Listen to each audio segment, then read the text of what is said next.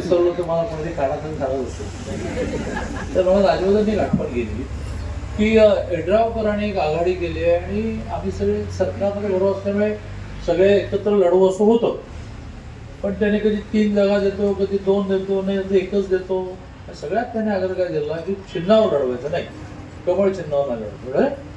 22 राज्यामध्ये आमचं सरकार आहे बाबा, पंतप्रधान आमचे, राष्ट्रपती आणि आम्ही चिन्ह सोडत, आम्ही चिन्ह पण ठरलं असं की तुम्ही वेगळं ना आम्ही, पण चिन्ह चालत नाही. मोदीजी आणि पाटील चालतात, माझा फोटो छापलाय, मोदीजीने छापलाय, तर माझा फोटो छापल्याशिवाय मतं मिळत नाही. मी तरी लहान माणूस आहे, मोदीजींचा फोटो नाही छापून पता नाही मिळत. तर यड्रावकरांना जर चिन्ह चालत नसेल तर आमचे फोटो पण चालता कामा नये.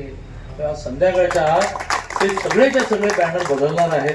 त्यामुळे प्रिंटर्सना चांगलं काम मिळणार आहे. तर हे बॅनर काढायचे, नवीन बॅनर लावायचे आणि आमचे फोटो काढणार आहे. एखाद्या आमच्या फोटोवर काळा कागद पण चिकटवते. आमच्या फोटोवर काय मतं मागू नका. कारण मगाच्या सभेमध्ये एका म्हातारीची मी गोष्ट सांगितली, ती अर्धा सेकंद सांगतो. मी प्रवासात निघालो की गाडी रिकामी असते, 4-4-5 गाड्या मागे पुढे असतात.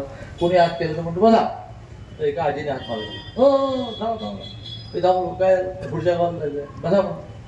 थोडा वेळ ती स्टेबल झाली, असं बघायला लागली, कुठल्या पक्षाचे? तर मी म्हटलं भारतीय जनता पक्ष. हा, मोदीवाला पक्ष. तिला माहिती मोदीवाला पक्ष. मग थोडा वेळ आणखी गेल्यानंतर त्या म्हणाले की मोदी भेटतात तुम्हाला? हा म्हटलं कधीतरी भेटतात. मग माझं एक काम करा, सांगा ते मोदीने सांगा तुमचं कमळ चिन्ह बदलून चिन्ह मोदी करा. ही त्या मोदींच्या चेहऱ्याची महती म्हणून फोटो लावता बॅनरवर आणि त्यांच्या पक्षाचे लोक बरोबर नको म्हणून 3 देतो, 2 देतो, 1 देतो. अरे कशाला 3 देतो, 2 आम्ही लढवतो. 4 जागा डायरेक्ट चिन्हावर लढवतो. बघा चला, जय हिंद, जय महाराष्ट्र. अशाच अपडेटसाठी SP न्यूज चॅनलला लाईक करा, शेअर करा आणि सबस्क्राईब करा.